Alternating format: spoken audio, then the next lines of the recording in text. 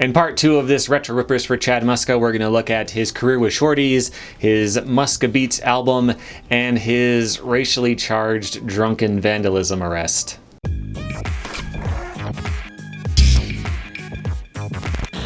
Welcome back to Rad Rat Video, a channel where you can learn new things about skateboarding. I talk about all different kinds of things on this channel, from teaching tricks to talking about old skateboarding video games to reviewing new skateboard stuff to doing biographies of your favorite skaters here on Retro Rippers. Before we get too deep into this video, I want to shout out my sponsor, which is me, radratvideo.com. I made some new shirts that are up for sale there. I've got some new colors. I've got multicolor options this time. I'm pretty excited about. So check those out. You can also see the blogified version of this video and the previous one if you prefer to read rather than watch as well. That is an option too. So let's get into the video. Last time, if you didn't check that one out, definitely take a minute and watch that first. We talked about Muska's childhood and his early career, his hate crimes, his time with Toy Machine, and he was kicked off the team when we left off last time. And so what would have really appealed to Muska at this point is a position where he would have had some kind of leadership control, because as a kid he even had his own skate team called Disaster Skateboards, where he was the team manager and he was in charge of all the people and all that kind of stuff. And it seemed like having the grown-up version of that would have really appealed to him. So he gets a call from Tony Buyelos. That's my attempt at pronouncing his name. Sorry if that's not correct. But he got a call from him. He was the owner of Shorty's, which was a hardware company. And he wanted to fly him out to Santa Barbara for a meeting. And when he did, Tony offered him the job of being a pro skater and also having some sort of say in the company, helping to build the team, helping to design the look and feel of the brand, and having a more thorough role in the direction of the company. And so that's what he did. And Chad built the team up with Aaron Snyder, Brandon Turner, Peter Smolik, who you can see a video about right here, and Steve Olson. I wasn't looking at all. Muska's offer came completely out of the blue. I was just going to keep it going with Foundation. I didn't think I realized how unhappy I'd gotten with the situation there until after I got out of it. Fun fact about Steve Olson, he is now a conscious rapper by the name of Crazy Monk. We might talk about Steve later in the future at some point, but for now let's just look at Chad Muska in his part that he shared with Steve in Life in the Fast Lane by TSA Clothing. So a lot of the footage in this part is recycled from his Welcome to Hell part, but that never was released, so this is the first time a lot of people got to see it. This part ends up being pretty long because of that, and it's got a lot of that footage and then a lot of skate park and demo stuff, it seems like, and a lot of street as well, like him killing this rail and doing all of his standard tricks on it, tail slide fakie, nose slide, he does a back 5-0 as well. Also, all of the Muska flips that were in Welcome to Hell are also in here. There are 8 of them total. There's Tom Penny doing a normal frontside flip, and then Muska doing a few of his Muska flips.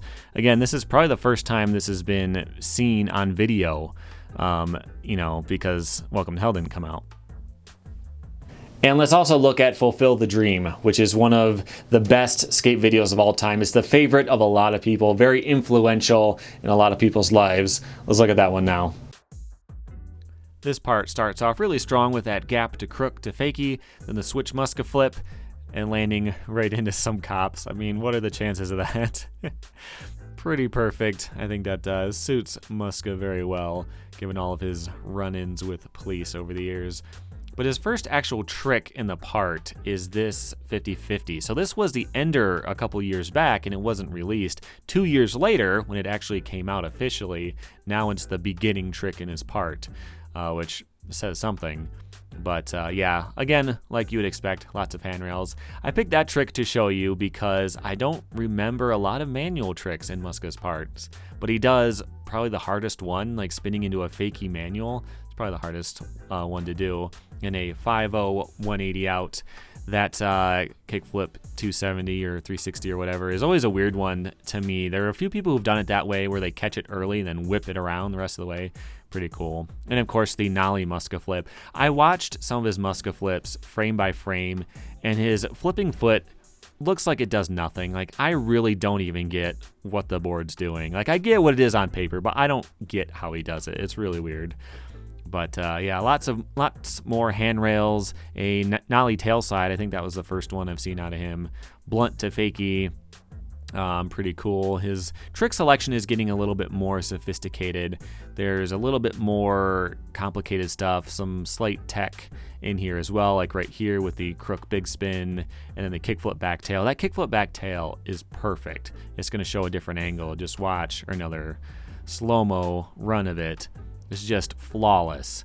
I'm always impressed to see his more tech stuff. And then a 50-50 on the Gons rail. Funny story, he said he just found this rail by accident trying to avoid traffic. That crook big spin and the kickflip back tail are both really interesting to me because you don't see that kind of stuff from him a lot. And he talks about how he never had a trick list. He never had anything planned out in advance. He would just go to a spot and see what happens. He would try a simple trick, you'd go a little bit harder, and then he would eventually get the hardest thing he could do at that spot. And he says that when the cameras were off, he was doing things that were a little more experimental. And I wish there was footage of that, of him being experimental, so I could see what kind of stuff that he was doing, because that really does seem interesting to me. He had the chops to do more technical stuff, but he just doesn't on film. But who knows what else he did in the past that we never got to see. So I do find that to be fairly interesting. But something else of note in this part as well is the boombox clip. So Muska says that he is very driven by music. And so when he's in between tries at a spot, especially if he's drunk or high, he says he would put his ear up next to the music and just really get it going in his head and really vibe to it and build up that energy, then go try the next attempt. And so this time as he's skating, he just happened to grab it and take it with him. And what people say about this, people who know him, they're saying like, that's just who he is. It seems like maybe he's doing it for branding or for an interesting picture or something like that. But in reality, he was just really feeling the music and wanted to take it with him. So that's something that he did. And him skating with a boombox actually made it in the Tony Hawk games. In the first game, his special trick is the 1'50" thumpin'. I don't know why it's a 1'50", but then again, his second special trick is a front flip. So there's not a lot of connection to reality on that. But it is interesting to see that they put that in there. And another interesting thing about his part was that he made the background music for the part with his first drum machine. It's his first ever beat. And one thing that's kind of interesting about it is that he says that he messed up the looping. He didn't quite do it right. And so one of the instruments gets out of sync with the rest of the song as it goes on. You'll have to check that out for yourself. It's very minor. You could tell that it happened, but it's not really that bad. But it is interesting that that happened. And you can see how his music definitely evolved as time went on, as well as his skating. But this video was definitely a huge deal at the time. Chad is one of my best friends, even to this day. He's a genuine guy and I got mad love for him. He obviously got the most attention, but he took it in stride. To see him get mobbed all the time, regardless of whether we were at a demo or just out skating, he was great about it. He was always cool to kids, and that can be rare with people in that position. I've seen him stand on top of cars to avoid getting crushed, like over in Europe. When Muska started off his career, he was a homeless guy on the beach whose only objective was to get as drunk as possible and stay as drunk as possible throughout the day. Imagine giving that guy money. What do you think is going to happen? You'd think he would just spiral and he would spend it all on drugs and stuff like that. And he does get into partying. We'll get into that in a minute, but it seems like it also helped him blossom into a better person. And he was also getting more involved in the business aspect of things too. I actually got an interesting phase of Muska because it was post-party time rocket Muska of the Toy Machine days. The Chad I shot was a really smart, business-minded marketing genius Muska. The start of Muska Beats and all that stuff, straight up Muska mania. In skating, there are very few pros that changed the way people dress and acted, but Muska and Andrew both got to that point. There's hardly anybody who's been able to have that kind of impact on a generation. Speaking of being a marketing genius and affecting the way people dress, let's look at his S-shoe Muska from 1997. We all of a sudden had access to technology at that time, and so that was exciting for skateboarding and for us to go like, let's see what they do in sports, in basketball and running shoes and all these different things, and try to find ways to apply that to skateboarding, whether it was gimmicky or actual performance-based. Chad Muska and his co-designer Frank Boystel decided that this shoe needed to be bulletproof for serious street skating, and they also decided that it needed a stash pocket for your keys, which is very thoughtful. My friend Tony, growing up, he used to wear his keys, his house key, on his belt loop. He had like a little clip for it, and the problem was when you're skateboarding and you fall, you scratch it up. He eventually bent it to a point where the key didn't work in his front door and he had to climb in the window every time he went home. So like that's actually very forward thinking and very thoughtful in design. But believe it or not, some people were actually using this for other nefarious purposes. I remember, and still to this day, a lot of people coming up to me going, "Dang, your shoes saved me, man. Thank you." A lot of people got away with a lot of stuff, I think, from those shoes. Stash pockets really took off in skating. A lot of different brands started to have the stash pocket in their shoes and stuff like that. Muska made a bag with shorties that had a stash pocket that could fit a whole 40 in it, which is really interesting. But he only made that one shoe with S. He eventually got on with Circa on the ground floor as a part owner of Circa, so he could have more creative control and all that kind of stuff that he always craved. And he talks about how whenever he was hurt, he was always thinking about what else he could do. Could he get involved in the design? Could he get involved in sales? Could he work on the website? Like all that kind of stuff. He was always trying to do more with the companies. Let's look at some more skating though. So this part famously starts with Muska calling OnStar to see if the guy knows where any handrails are. Then he hangs up on him in the middle of a sentence. I wish I could play audio from these, but you'll have to check that out if you want to see it. But yeah, another strong part from him, starting with a very vertical hard flip. I kind of am getting into these a little more now that I watch them. Like, it's confusing and it's weird and it's not in style anymore, but like, I don't know, there's just something about it. Like this one right here, his Nollie Muska flip. Such a weird trick, but he does it so often in these parts. It's switch fairly often now, though. He's got a little bit more tech this time, too, with that kickflip nose slide. He's also getting more into nose blunts. There's a lot of them, to forward, to fakie, on handrails, on ledges, all different kinds of places. There's a kickflip. We'll talk about that kickflip a little bit more very soon. He's got a hurricane to fakie. First time I've seen him do that. Pretty sweet. Blunt slide to fakie. A nice crook over a gap into a line. Like this part, I think, is probably one of his best as far as the most different types of tricks, both in trick selection and in spot selection and all that kind of stuff. A lot of stuff going on in this part that I really do like. And then this handrail is pretty famous. Super steep, really big handrail that he did.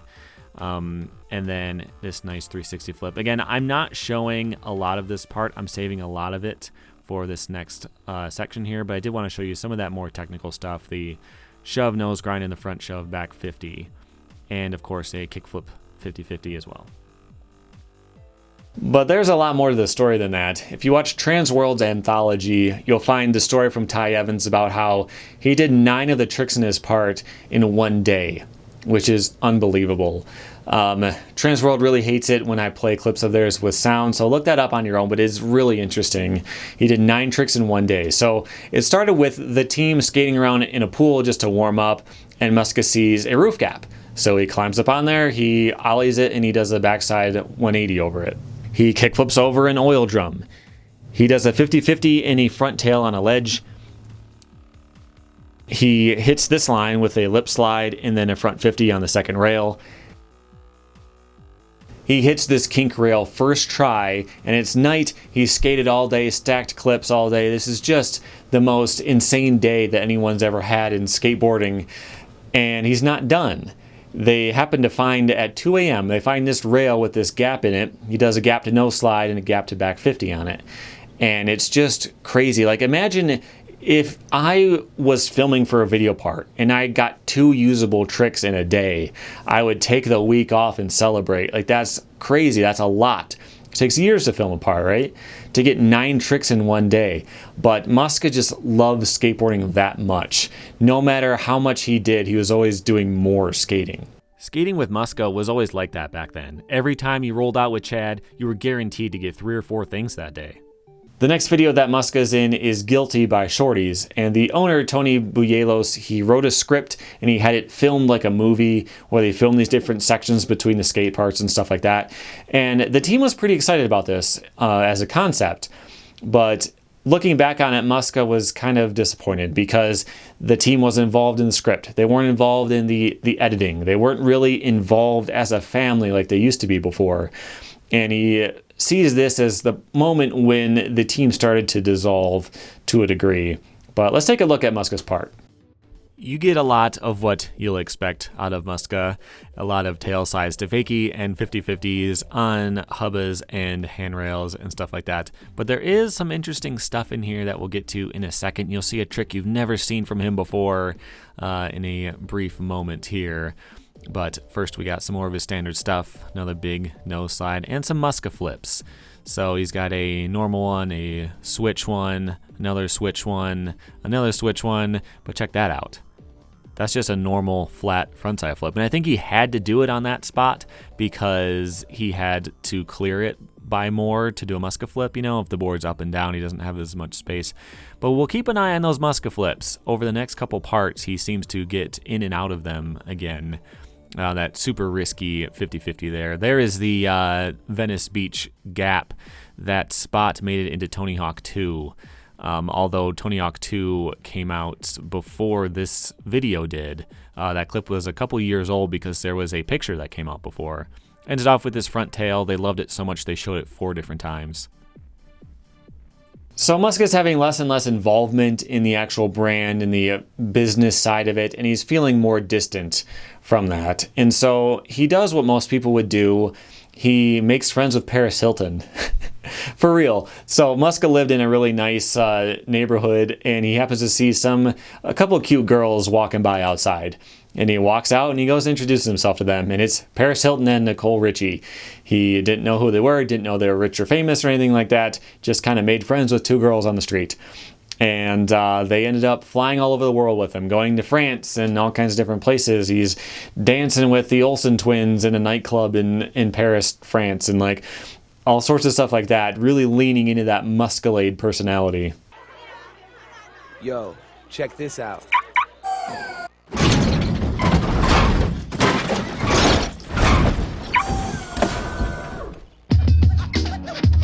It's louder than a Metallica concert in there.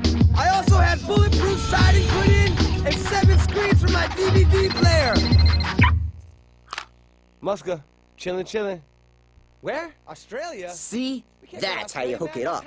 He was also getting into producing his own music. This is where the Muska Beat stuff comes in. If you played Tony Hawk 4, you've heard at least a few of the songs, the tracks that were on his Muska Beats album. And I always really liked him. But I felt guilty about it because I don't know much about music, to be honest with you. So like, I assume that they probably weren't very good because it's just, they were in the game because it's Chad Muska. But listening to some of the stories about it, like the people that he worked with are legit, you know, like Biz Markie and Ice-T and Flava Flav. You know, these are well-known names in the rap world. And they worked with him because they liked the music that he made. It wasn't that he was Chad Muska. You know, like some of them didn't even know who he was. They just heard the music, they liked it, they wanted to work with him. So it's interesting that he was able to get to that level with producing beats and stuff like that. But unfortunately, Muska Beats failed, and here's a story of that. I was gung-ho, producing music, starting a label, signing new talent, all that stuff. I invested a lot of money, and it was the worst possible time to try to get into music. Being a producer rather than an artist, it was a complicated thing to get my label either picked up by a major or to continue investing in it. So I kind of scratched that and jumped back into skateboarding full-time for another round. When Muska was on the 9 Club, he expanded on this a little bit. So this was in 2003 when Muska Beats came out. And by then, downloading MP3s was starting to come out and become a little bit more accessible for most people. I remember going to a store before and they had like a kiosk where you could pick different songs that it had in its system that would burn you a CD, you know. Like that's the kind of stuff that was going on at the time. And he was launching a label focused on making CDs and selling them in skate shops. And it just was not the right time for that. And he also talks about how in the rap world, there's still like gangs in the record labels and stuff like that. they didn't want to get involved in, which is pretty crazy. But beyond trying to be a rap producer, he also was getting into acting, and he made a cameo in Entourage. They fight right now? Why don't you get out of the corner and take my face? Rocker? Come on! The acting didn't end up going anywhere, but he did get back on a board for Shorty's How to Go Pro in 2005.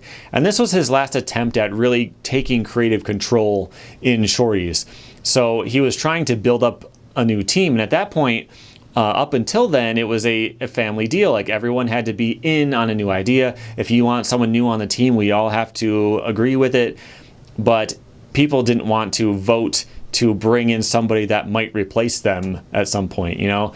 So Muska decided he was going to do his own thing. He was going to build up this new team, get a lot of AMs, and put together this new video, How to Go Pro. Let's take a look at his part. This part has a slightly different feel to the rest of his. Like, the trick selection and things like that are getting a little bit different. Stuff that's risky but not as big as before, which is something to keep an eye on. He's also doing a lot more fakie this time around. But again, with the roof gaps, including some really difficult stuff. This line, I think, is just ridiculous. Like, this trick he's about to do seems, just look at this spot. Look at where he'll end up if he messes up. Like, that's just a crazy spot. He somehow managed to pull off a nose blunt on that. He's got a wall ride, which I don't think we've seen before. That spot, I remember seeing that in a Transworld before. I'm not sure if it was Muska who did it at the time, but definitely a cool spot. He does a boneless, which is definitely different. Tail slide to fakie, of course, not a Muska part without that. And then a normal frontside flip again, and then a completely flat fakie one. So there are no Muska flips in this part at all. No vertical hard flips, no nollie vertical backside flips. It's all flat, it seems, from now on. He's also got this pool line, which is super cool because it's got an impossible in it. He did a grind into the pool and then carves around on it. Gets to show he's got a little bit more versatility than just being a street guy, which I always appreciate. Then he ends it off with that really risky gap to no slide with no stairs there. You know, if you miss, you just fall all the way down. So that one's pretty cool. This ended up being the end of Muska's involvement in Shorty's, though, because at the premiere of this video, when he put all this work into this new concept, the owner, Tony, walked up to him and he said, "When did you give up on me?" So in Muska's mind, he's trying to build up the company, he's trying to expand, he's trying to do some new things, and he feels like he's being completely misinterpreted. And so he quit that night. And he also went to Tony's house to break into it and steal the masters for Fulfill the Dream. Because he wanted to own the footage instead of Shorty's. And so he did. He broke in there, he grabbed the tapes and everything, and he just ended up deciding to let the past be the past and left them there. He told this story on the 9 Club, and I really wonder if Tony had known that. He didn't say he broke through a window. He didn't say how he got in. Like, he might have been able to get into his house and get back out without leaving any evidence of it happening. That may have been the first time he ever heard about that. But I just found that story to be fairly interesting.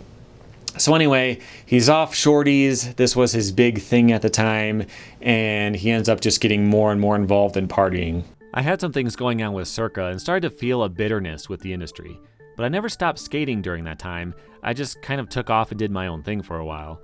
I was a little wrapped up in the Hollywood scene and partying and stuff like that, and I needed to separate myself from the industry for a while in order to appreciate it again. The Circa thing that he mentioned is him getting dropped from the team. So he says he was still skating, but he wasn't filming, he wasn't coming into the office, he wasn't taking pictures and making ads and designing shoes and doing all that kind of stuff. He was just partying. And so they wanted to drop him from the company. Problem was, he was a part owner. So they had to buy him out of his stake in the company so that they could fire him, which ended up being a good thing for Muska. Bad thing for his brain cells and liver, though, because that gave him enough money to keep partying. So he had a lot of money before that, but he wasn't paying his taxes. So that caught up to him. Years of partying and not really working that much were catching up to him too. With a fresh infusion of cash to party a lot more. And he did for a while until he got an invitation from Element to join their team, which he did. And he ended up being in their video, This Is My Element, in 2007. When I first watched this part, I definitely remembered that trick right there. It's like a frontside gazelle late flip. You know, it's obviously just a fluke, but I was 100% expecting him to come back and do it later. He's got a front foot impossible, which doesn't wrap great, but was still a pretty cool thing to see out of him. Backside 5-0, backside 180, which is one of my favorite tricks to do. A 50-50 to lip slide. Did not expect that out of Muska. Watching all of his parts in order, you definitely see that there's some different stuff in here. He's also got a man bun here, which I thought was worth noting because it was not uncool yet. I don't think anyone was really doing them yet. Muska was ahead of the game on men's fashion. And then there's kind of a Muska flip. And that one is debatably a Muska flip because he's coming out of the bank at an angle. So like it wasn't vertical, but you wouldn't expect it to be vertical because of the angle. So he kind of brought back the Muska flip again after dropping it. Kind of weird, but he ends it with that line. Except that as soon as things started building up and getting some momentum and everything again, he self-sabotaged his career, which eventually culminated in this.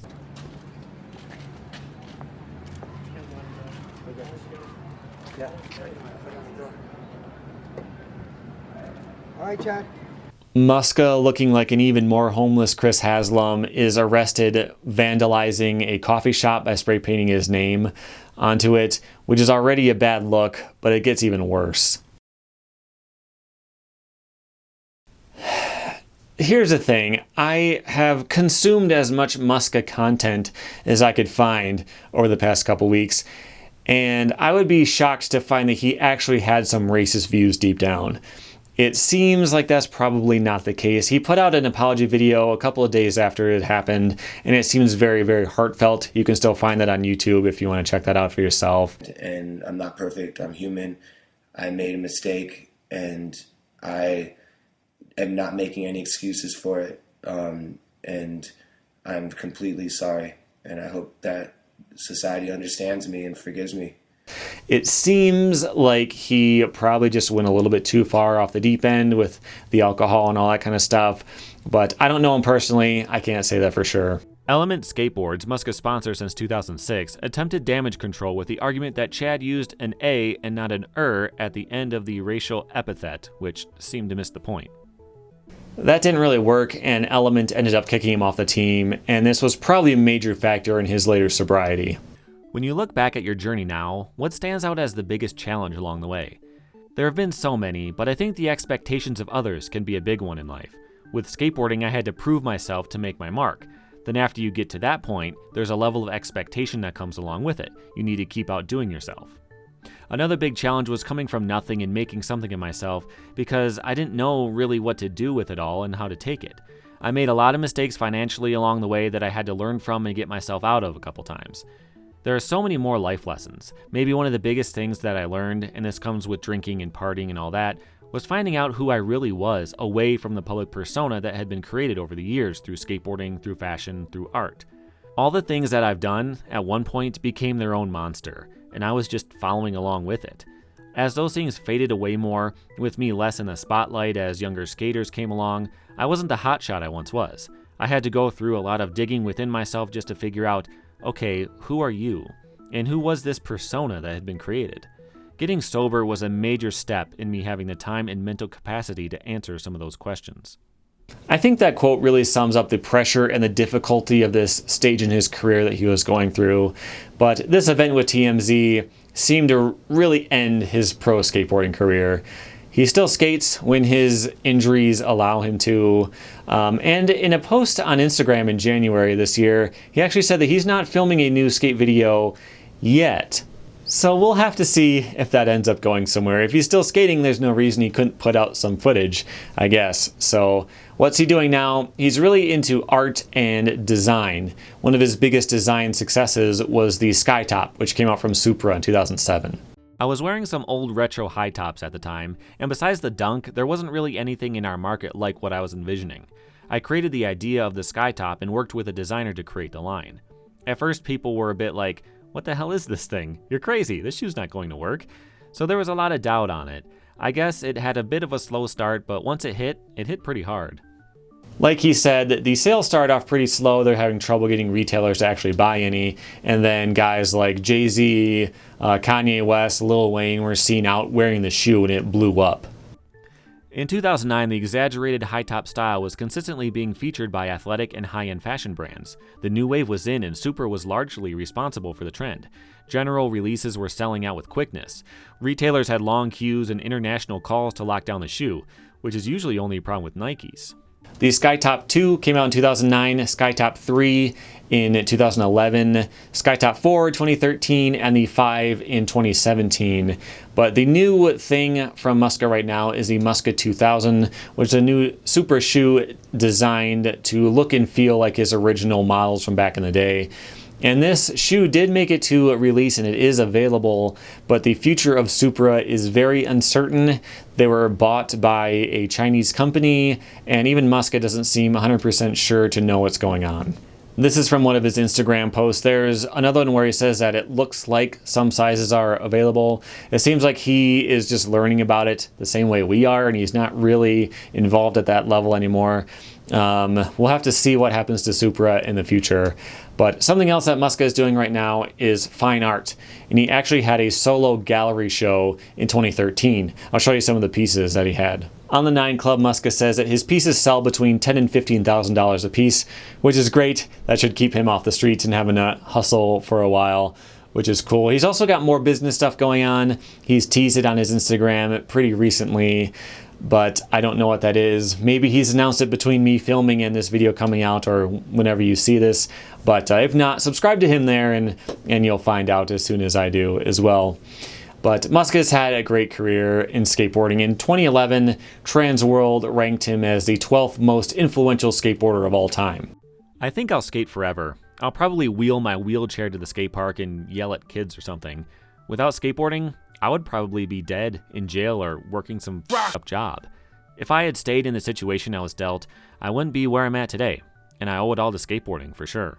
At this point, it seems like Muska's really doing great. He's got his career figured out. He's got his design and his art and all this stuff going on. He's been sober for about 8 years, and he's been eating very healthy, went plant-based a while ago, and he's looking into making shoes that are vegan and stuff too, which I'm also really into. Although, if you're not sober yet, I will share one of Muska's favorite vegan recipes from back in 1996. Check this out. What did you make for breakfast this morning? Southern Comfort smoothies. What's the recipe for that?